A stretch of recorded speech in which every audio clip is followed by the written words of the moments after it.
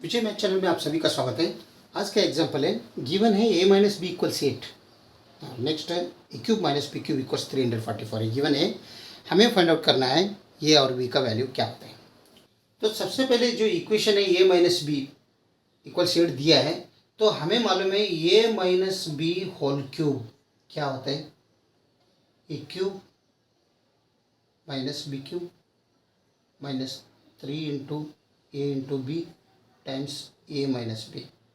ठीक है, तो यहाँ पर दिया है ए माइनस बी का वैल्यू 8, तो यहाँ पर 8 होल क्यूब बनते हैं। This equals a cube minus b cube का वैल्यू 344 है फ्रॉम इक्वेशन 2, तो यहाँ पर 344 रख दो, minus 3 into a into B मालूम नहीं है, लेकिन ए माइनस बी इज 8 है, 8 रख दो। तो ये बनते हैं 512, 8 cube means 512। This equals 344 minus 24 ये इंटू बी। ठीक है, तो ये 344 ये साइड में लो, और नहीं तो 24 ये भी ये साइड में लो, ये 512 ये साइड में लेके, तो 24 ये प्लस आ जाएगा, 24 इंटू ये भी इज इक्वल्स टू 344, ये नेगेटिव प्लस है, ये साइड में ले आप तो नेगेटिव 512 आ जाएगा। तो 24 times a into b is equals to, यहाँ पर अगर 344 में अगर माइनस 512 अगर गया तो 168 बनेगा नेगेटिव। ओके, क्योंकि नेगेटिव बड़ा है, तो दोनों तरफ अगर 24 से अगर डिवाइड किया यहाँ पर, तो यहाँ पर ये 24 निकल जाएगा, तो ये into b is equals to negative 7 बनेगा।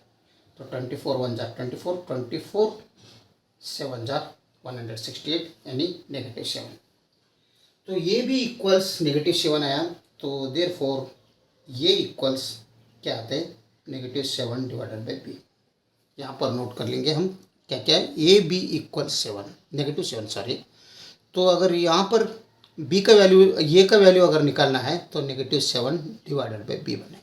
ठीक है, तो ये हम नोट डाउन करेंगे दोनों। ये जो ए का वैल्यू मिला हमें, ए माइनस बी इक्वल्स 8 मालूम है, तो ये का वैल्यू जो -7 बाई बी है, तो उसमें ए का वैल्यू इक्वेशन 1 में लिखेंगे, तो पुट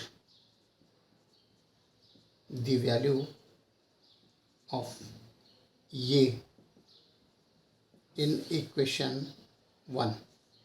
देन क्या आता है, इक्वेशन 1 क्या है पहले निकलेंगे, a minus b is equal to 8 है, तो ये का वैल्यू हमने negative times 7 divided by b निकाला है, तो लिख लेंगे।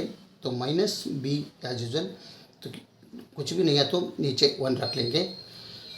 तो यहाँ पर बी एलसीएम आ जाएगा, तो यहाँ पर negative 7 minus b square remaining रहेगा, दिस इक्वल्स 8। तो यहाँ पर डिवाइडेड बाई 1 समझ लो, तो क्रॉस मल्टीप्लिकेशन कर दो, तो -7 minus b square is equals to 8b बनते हैं। ओके, तो ये दोनों ये साइड में लिया तो ये बी स्क्वायर बनते हैं, ये प्लस 8b एज यूजल, और ये प्लस 7 बनते हैं, this equal 0। B square plus 8b plus 7 equal 0 बनते हैं।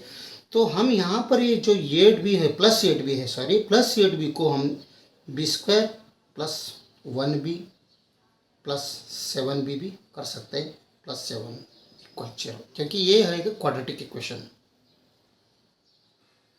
क्वाड्रेटिक इक्वेशन है, इसे हम फैक्टरिंग मेथड से अगर किया तो ये वो 8 प्लस 8b को हम 1 प्लस 1b प्लस 7b किया।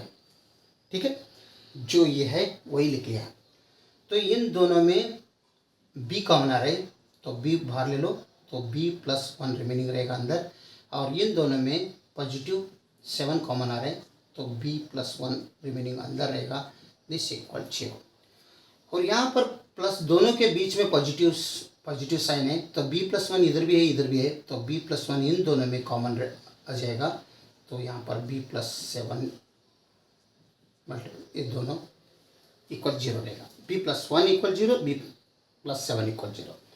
तो दोनों अलग फैक्टर्स अलग कर दो, तो b प्लस 1 इक्वल 0, दूसरा b प्लस 7 इक्वल्स 0, यानी राइट साइड में लो तो b इक्वल्स नेगेटिव 1, ये अगर राइट साइड में लिया तो b इक्वल्स नेगेटिव 7, यानी b का वैल्यू हमें मिल रहे दो, एक मिल रहे नेगेटिव 1, दूसरा मिल रहे नेगेटिव 7। इसका मतलब a का वैल्यू भी हमें 2 मिलेगा, है ना। फर्स्ट केस, अगर b इक्वल्स -1 लिया, इफ b इक्वल्स -1, देन हमें मालूम है ये इक्वल्स 7/b है ना, तो ये इक्वल्स लिख लो -7 डिवाइडेड बाई b। तो b का वैल्यू हमें मालूम है -7 डिवाइडेड बाई -1, तो नेगेटिव नेगेटिव गया, तो दिस इक्वल्स 7, यानी ये क्या आ रहा है 7 आ रहा है, यानी ये इक्वल्स 7 अगर रहा तो b इक्वल्स -1 रहा है, ये फर्स्ट केस में है ना। तो सेकंड केस,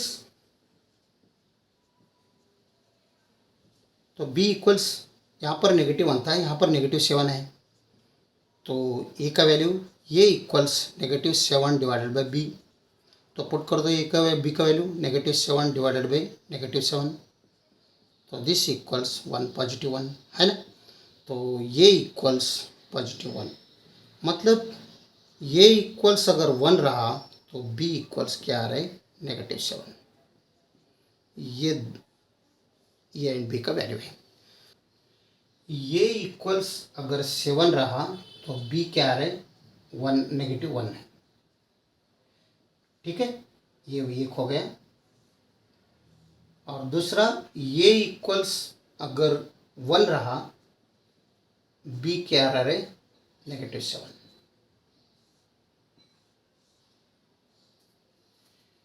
ये दोनों इस इक्वेशंस का सॉल्यूशंस है।